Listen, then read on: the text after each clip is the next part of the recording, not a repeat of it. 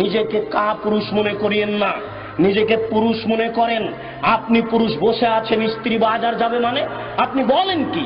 10টার সময় বাজারে ঢোকে, বিকেল 3টায় ফিরে আসে, কত মানুষ তাকে ধাক্কা মেরেছে আপনি জানেন না? আপনি কি কাপুরুষ?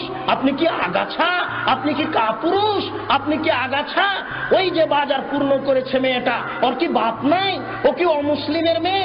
ও কি হিন্দুর মেয়ে? বলেন কি আপনি? হিন্দুর একটা বৈশিষ্ট্য আছে, কপালে টিপ দেয়, দেখেননি আপনি?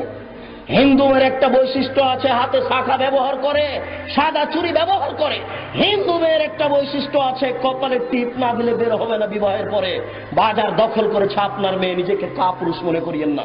ঠিক আপনার জীবনে জন্ম দিতে পারলেই বাপ হওয়া যায় না, প্রসাব করাতে পারলেই মা হওয়া যায় না। পাগলিও বাচ্চা প্রসাব করাতে পারে, পাগলিও বাচ্চাকে দুধ পান করাতে পারে, পাগলও বাচ্চা জন্ম দিতে পারে। পাগলের মধ্যে আর আপনার মধ্যে পার্থক্য কি? আপনার মেয়ে বাজারে যাবে না, আপনার মেয়েকে লক্ষ্য করে আল্লাহর নবী বলছেন, মনে হচ্ছে যেন তিনি দেখে দেখে বলছেন। আপনার মেয়েকে লক্ষ্য করে আল্লাহর নবী বলছেন, মনে হচ্ছে যেন তিনি আপনার মেয়েকে দেখে দেখে বলছেন।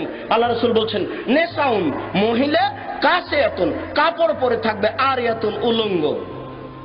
এই যে আপনার মেয়ে ফতোয়া গায়ে দিয়ে আছে, আপনি দেখেন না? চোখটা একটু নিচু হয় না? ছি ছি ছি, জন্ম দিতে পারলে পিতা হওয়া যায়। দুঃখিত, আপনার পরিবর্তনের জন্য এসেছি, মনে কিছু নিয়েন না। এই মাইকের আওয়াজ যতদূর পর্যন্ত যাচ্ছে, সকল দিনই ভাই বোনকে বলছি, উপস্থিত বৈঠকের মুসলিম বোন, আপনার লজ্জা কামনা করি, আপনার ইতস্তবোধ কামনা করি, আপনার লজ্জাবোধ কামনা করি। 24 ঘন্টার মধ্যে আপনি পোশাক পরিবর্তন করুন।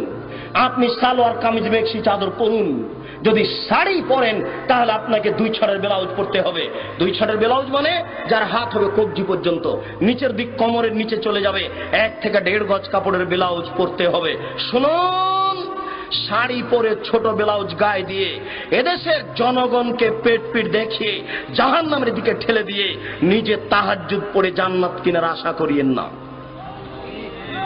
এই মেয়েরা শোনো, যারা তোমরা স্কুল কলেজে পড়ো, তোমাকে সাবধান করতে এসেছি, তুমি পরিবর্তন হও।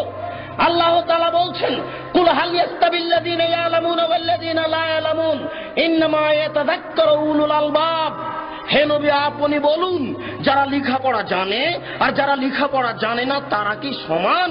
নিশ্চয়ই শিক্ষিত মানুষ উপদেশ গ্রহণ করে, নিশ্চয়ই শিক্ষিত মানুষ উপদেশ গ্রহণ করে, নিশ্চয়ই শিক্ষিতা নারী উপদেশ গ্রহণ করে।